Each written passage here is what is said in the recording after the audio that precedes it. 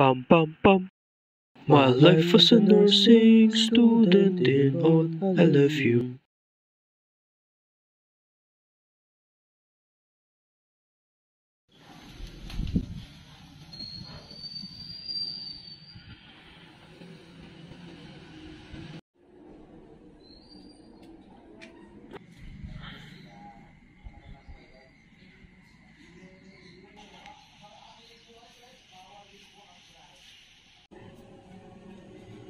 A dream does not become a reality through sweat, determination, and hard work. This is the quote from Colin Powell.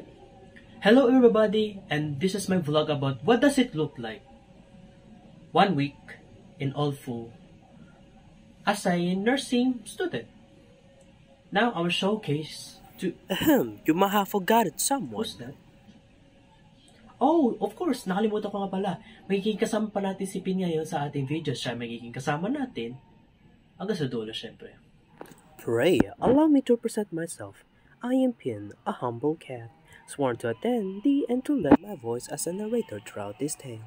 Rest assured, the telling shall be brief and gentle, a simple chronicle of Master's own journey across the passing week.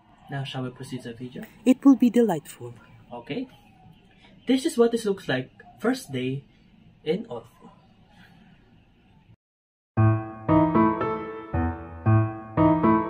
As any other college students, Mr. Ono makes sure that everything was on his bag and nothing will be left behind. After that, he'll go to the highway and wait for a jeep for like 15 minutes that goes to Tikling.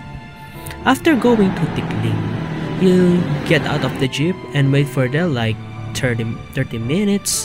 Depends if somehow a jeep can go to Antipolo Simbahan, because mostly of the case that on Mr. Ono's case, most of the jeep goes to Antipolo Shopwise, which is not where we'll go, which is supposed to be Antipolo Simbahan. After he reached Antipolo Simbahan, there will be a terminal called Badjao that goes to an OLFU, and he'll ride there and step down at the OLFU, and that's how you go from his home to Antipolo Simbahan and to OLFU, and vice versa when he returns home. I'll showcase to you what happened to Mr. Ono on Monday, which is my favorite.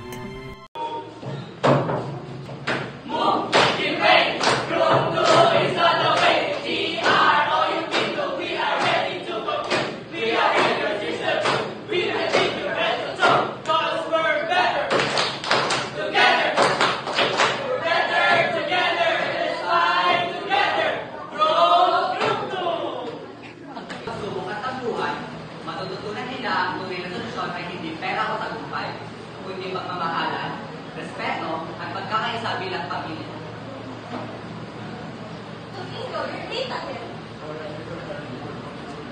Ayan naman tayo sa mga palusot mo. Dapat pinagbigyan na kita sa quality mo. Tapos ngayon pumapasok ka. Para ano, M&A kang late. At ako ganyan naman pala lang kayo. Eh di mas maganda na nakuhanan ka na siguro ng balipagong mong trabaho dito sa Domingo. You're fired! Basta lahat kailangan siya makakasali ng huli. Kaya kaharang-harang natuto kang tumingin sa dinadaanan mo. Ano pa? Hindi pa? Alam mo, para patang sabihan ako ng ganyan. Sino ka ba? Nakitikon man ay pinuhos para isang basketball player, siya ay napapagalitan ng kanyang coach dahil sa madalas sa pagkawala nito sa focus sa laro. Time out! Joaquin, ano ba yan? You have to keep your mind on the game. Kasi alam mo naman parang na yung finals. Ano yung ganyan, Joaquin?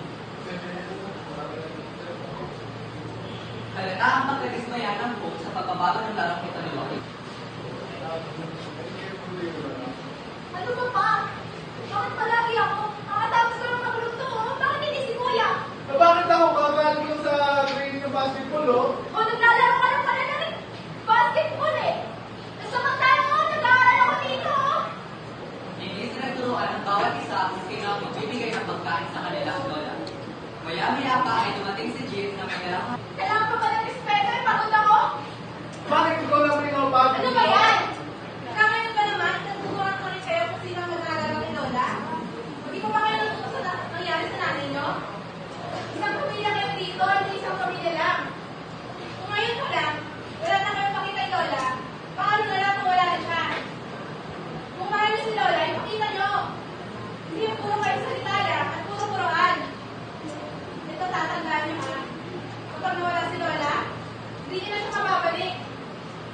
umalis na kayo bago pa kayo magsisisa ulit. Natahimik ang lahat at bilang ang tiyuting katatuban ng mga sinabihan ito. Tahimik lamang si Lola, ngunit nata sa kanyang mga mata ang lungkot na nadarama. Doon ay yung tiyuting nilang na-realize ang kanilang mga pagkukulang at pagkalilan sa bawat isa. Kinabukasan, tahimik sila ng tiyuting. Take motion of head in space.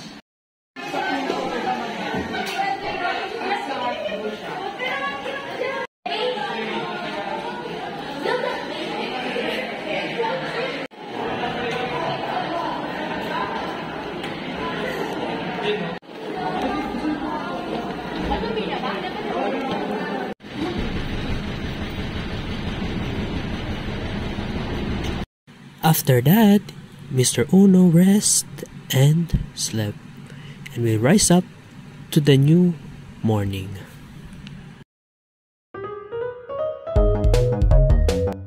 To be honest, nothing much happened in Mr. Uno's Tuesday because it's mostly about learning on his theoretical nursing. So yeah, there's not much happened in Tuesday.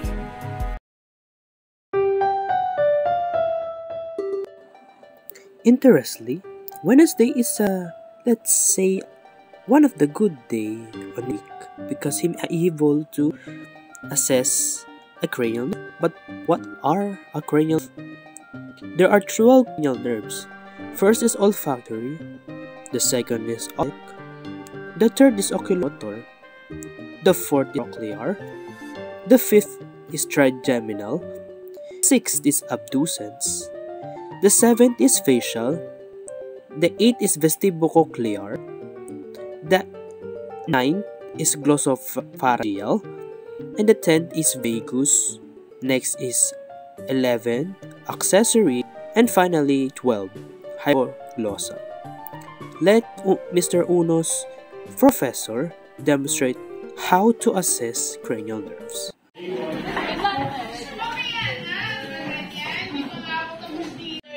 1, right? We need an experimental animal, and we tell the experimental animal, sir, can you please?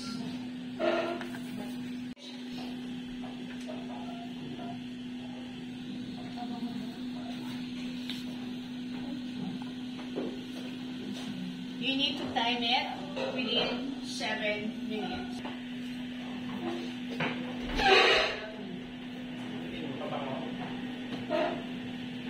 At what time? At what point in time? 5 seconds. But more than 7 minutes, okay, automatically, that is not enough. 7 minutes, that is enough. Good. Yes, indeed. Ayun. Okay. This is, what's this? What's that?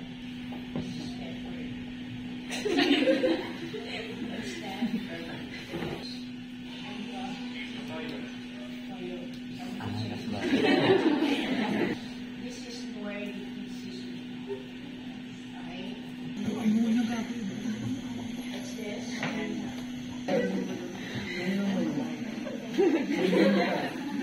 Number 2, I need 2 students.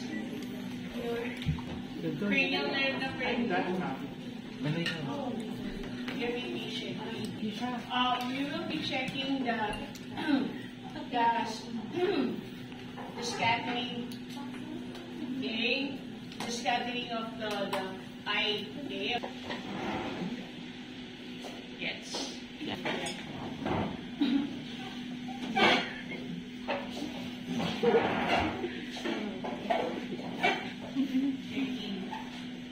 Yes, so that is optic. One is red light. So basically, right, we will be checking for the pupillary dilatation and pupillary constriction of the patient.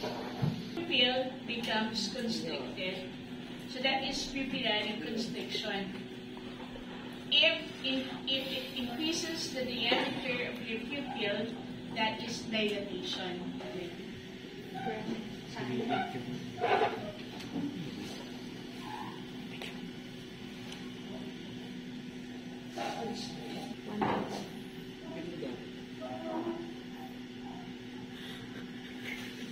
Semi-constricted. Second cranial nerve, or what we call the optic nerve of the patient, is still intact. You get it? And then, for cranial nerve number 3, listen, that is what we call your extraocular muscles. And what are those extraocular muscles? These are what you call the corecti and 2 oblique muscles. All are innervated by cranial nerve number 3 exam, SO4 LR6. This is what we call the medial rectus. Okay, follow ha, you just have to follow to get it. Okay, medial rectus, inferior rectus, superior rectus, inferior rectus, inferior oblique. Did you get it? No. So medial rectus, inferior oblique, superior rectus, inferior rectus are innervated by cranial nerve number 3. On the sides of the EOM muscle, okay, right side and left side are intact. For cranial nerve number 4, again, move your mind to close one eye with your manus.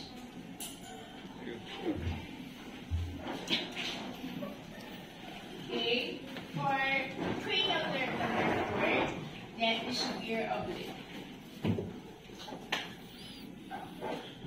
Superior oblique. Then, cranial nerve number 4 of the patient is intact. The superior oblique muscle is intact. Okay, both sides of the eyes of the patient. Okay, right? For the cranial nerve number 5, that is, of course, it supports the, it is the largest cranial nerve. Why? Because it supports 3 nerves. The olfactory, maxillary, and mandibular nerve. We will be closing the eye of the patient, pointed or not pointed.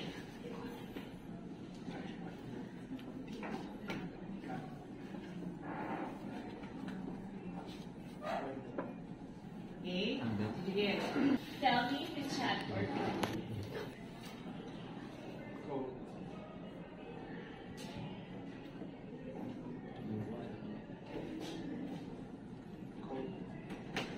Okay? So, corpuscles of the patient is intact. Did you get it? The patient will cry. But how this patient will cry, kung naka-blindfold siya, right? See, for example, lang, di ba? Okay? Nag-react naman siya, okay? Kapag alimsepa, that will cause lacrimation of the patient. Did you get it? That will cause sneezing. Okay? Pag alimsepa or onion, that will cause lacrimation. Iiyak. Pag ammonia, okay? See,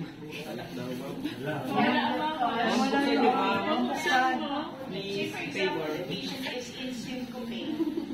When you see syncope, nahimatay. So the tendency of which we need to wake up the patient, right? We need to wake up the patient. So, ano yung need natin para magising yung patient? We need ammonia. That is cranial nerve number 5. Of course, cranial nerve number 6 is lateral. Right? Did you get it? So close one eye. Follow my pen line. So that is what we call lateral rectus muscle. That is innervated by cranial nerve number 6, or what we call abducens. Innervated by cranial nerve number 6. So the LR6, or the lateral rectus muscle of the patient, both right side and left side of the eye, is intact.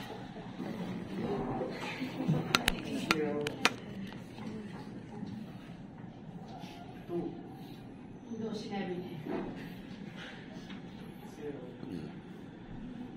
So, 1/3.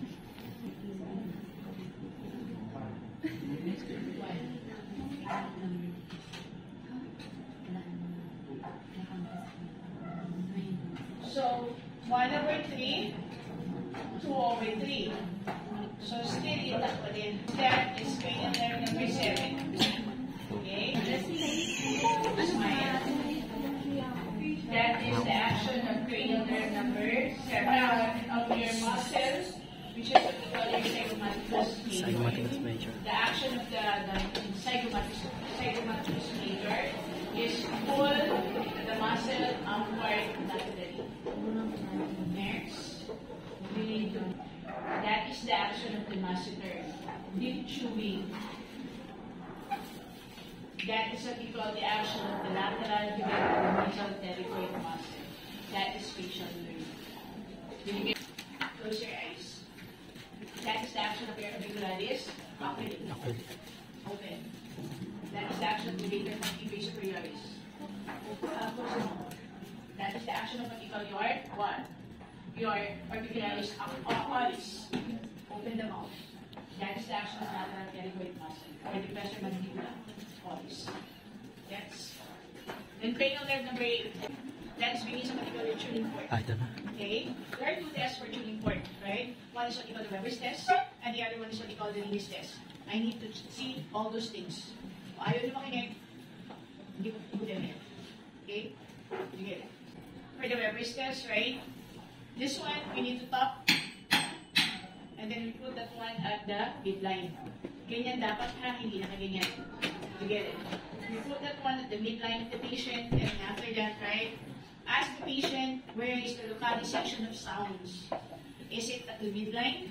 Is it on the right ear? Is it on the left ear? Or what? If that is on the midline, then the patient has normal hearing. You get it? Yes, po. If that is considered on the bone conduction, then the patient, once it localized in the bone conduction, that is what we call your what? Conductive hearing loss, the defect of hearing. If that usually goes to the air conduction, then the thing is that that is the source of hearing of the patient. For the Reyes test, basically, right, we need again to top. Siyempre, nagbabibrate ha. Then after that, bone conduction, then air conduction. Bone conduction is back of the ear on the mastoid area. Air conduction is in front of the ear. If bone conduction is greater than air conduction, that is what we call conductive hearing loss. If air conduction is greater than bone conduction, that is what we call sensory neural deafness. And then ask the patient, alin ang mas malakas? Sa bone o sa air? And then compare. Did you get it? Left ear, right ear. Yes. And then according to Tortola and Maria, okay, we need to counter check. Bring me to what they call the Romberg's test. Okay? You put your patient into anatomical position, 45 degrees, okay, abducted arms, and open eye. These are the one that usually maintains the balance or the state of equilibrium. Okay? Without the eye, there will be no such thing as balance. You put your patient first with open eyes, and then after that, close the eye for about 1 minute. After 1 minute, right, check the swaying of the patient. If the patient sways at the right side, according to Tortola, if you have a problem on the right side of the ear, you will fall on the right. If you have a problem on the left side of the ear, you fall on the left. If you have a problem both sides of the ear, you will sway at the center of gravity. Did you get it? Yes. Can you start? Yes.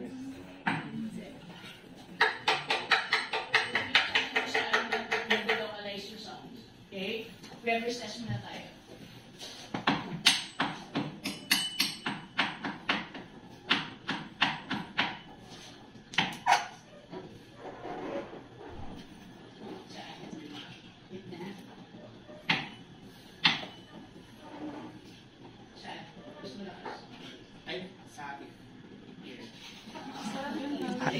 Air. Sa Front air. o back?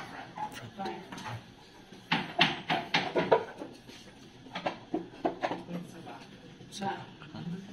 Kaya counter-check natin. Okay? Kung midline, according to whoever is right, midline siya. So the thing here is that, may problem siya dito, okay? So parang sa gitna, no? Tapos dito sa back. Right? May problem siya sa left side of the ear, sa air conduction, sensory deafness. May problem siya sa the right side of the ear, sa conductive hearing loss, both.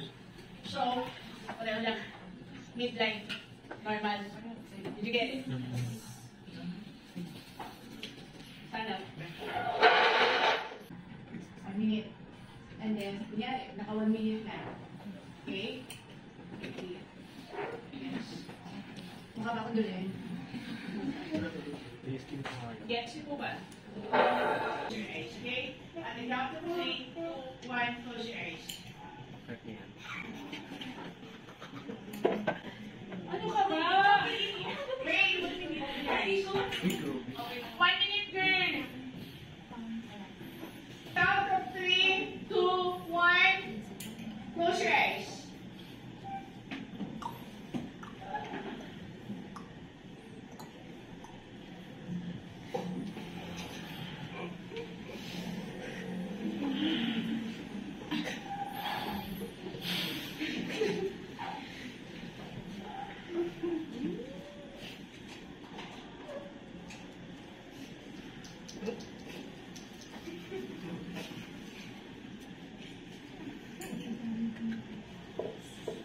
Okay, as you can see, right, there's still a balance, okay, between right and left, and then more on midline. So, normal. Sa gitna pa As we counter check right from the wherever sneeze and Lundberg's test, it's still normal. Then, cranial nerve number 9. Plano. Sino mag-volunteer? Sino mag-volunteer mag-ganyan? Ano? Pero alam niyo gagawin niyo.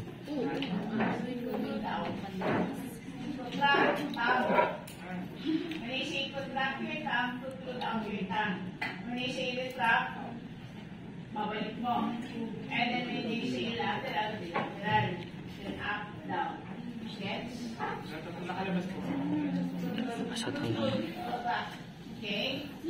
And when I ask, protract your tongue, you need to put out. When I ask, retract, ibabalik mo yung bilang sa loob. Lateral, right or left? Sa labas. Oo. And then superior, inferior. Okay? Okay. Count of 3, 2, 1. Put out your tongue. Okay, lateral to the right.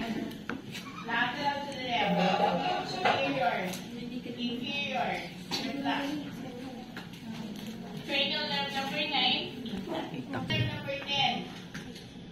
Tayo magkakasunod. Yan na ba?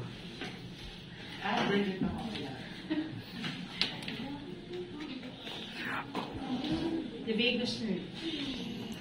Cranial nerve number 10 is the longest cranial nerve because according to the autonomic nervous system, specifically in your parasympathetic nervous system, the longest is cranial nerve number 10. Why?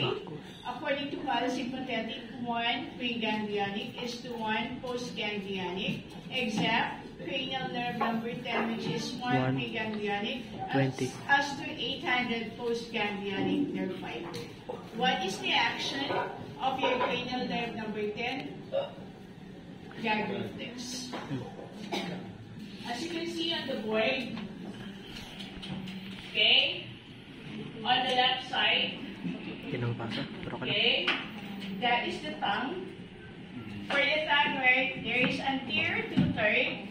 Anterior 2/3 is innervated by cranial nerve number 7. Posterior 1/3 is innervated by cranial nerve number 9.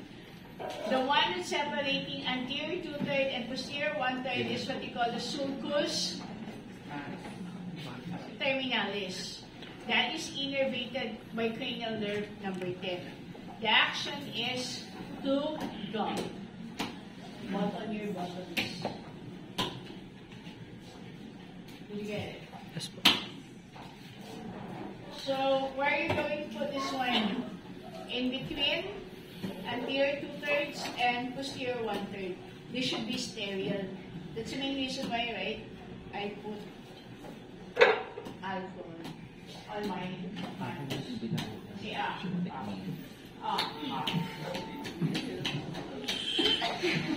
Okay. That is the cranial nerve number 10 patient is Kung nag-gag lang, alam mo na meron. Yun lang naman eh. Pag nag-gag. Oh, meron siya. Pag nag-gag siya, meron. Meron na. Pag Merong gag reflex. Vagus, yung ano, cranial nerve number 10, yung vagus. Yung gag reflex mo. Ibig sabihin meron siya. okay. For cranial nerve number 11, there are two muscles that is being involved. That is what we call the trapezius together with the sternocleidomastoid. The trapezius together with the sternocleidomastoid is innervated by cranial nerve number 11. Yes? Did you get it? Yes! Ano nata? 7. Okay. Do you mind elevate your shoulder? Elevate. Shrug it. Okay. That is the action of cranial nerve number 11. That is the action of trapezius muscle. Okay. Then, erect your head on both sides. Gusto maramdaman yung pasyente ito. Para practice na rin. That is the action of the sternocleidomastoid. Okay? So, cranial nerve number 11 of the patient, both trapezius and sternocleidomastoid are intact. Last. Gagawin nyo, random ha. Could either be apple, banana, raisins, or cheese. Did you get it? So we need to stimulate the patient.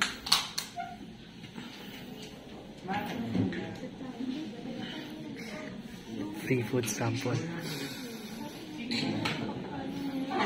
Free food sample.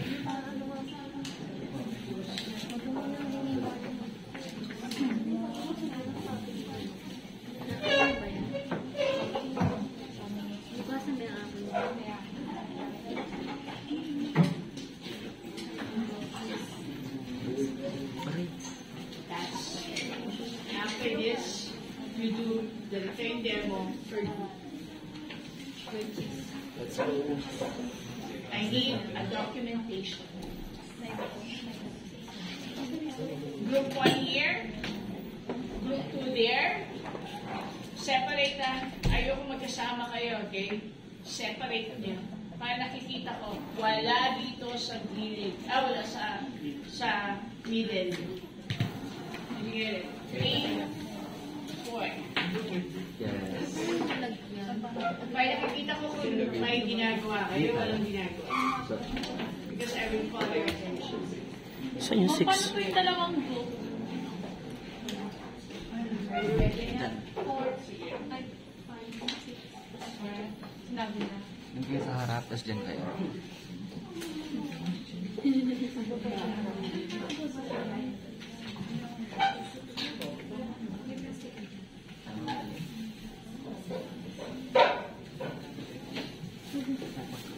Assist. Nurse, I need an assistant.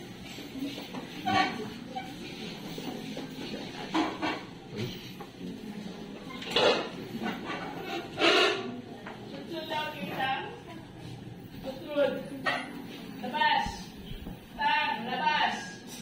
Huwag mo ipapasok yung hila mo ha. Hanggang wala akong sinasabi na kakaintindihan tayo. So the thing is that the moment that we pat dry the tip of the tongue of the patient, and there's no such thing as saliva, there will be no such thing as taste. Did you get it?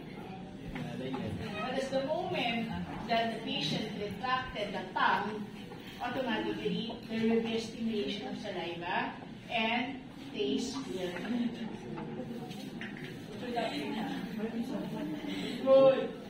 Labas. Labas pa.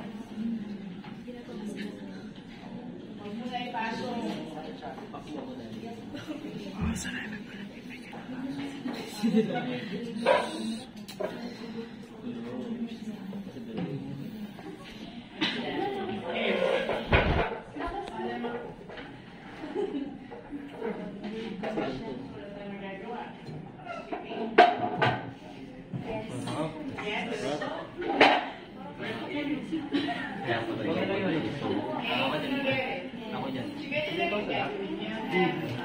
Kasi nagdadalak yung kanya dila. So that's the main reason why pag nagdadalak yung dila, nagdadalak ng salay niya. Gets mo ba? Pero kapag hindi magdalaw yung dila ng pasyente, just like in other sections that I have, okay, there's no taste. Okay? So thank you so much. I hope you have learned something from this.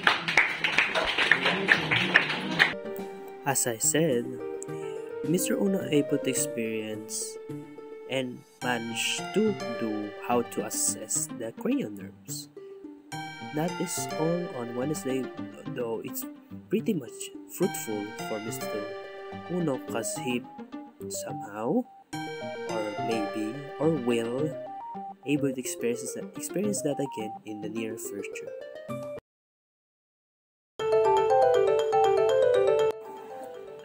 You may wonder, why did you include the Thursday, Friday, Saturday, and Sunday? Because, to be honest, there's not that much to show because Mr. Uno is not that much of a extrovert who just loves to go places. When only a few, but let's say that we managed to attend a few, like going to events, but the most time he used is to create the parole for December. Bad news though, because they took down the paroles. Not that they literally took down, they just put down the parole. So yeah, that much maybe concludes Mr. Uno's 1 week in Olfo.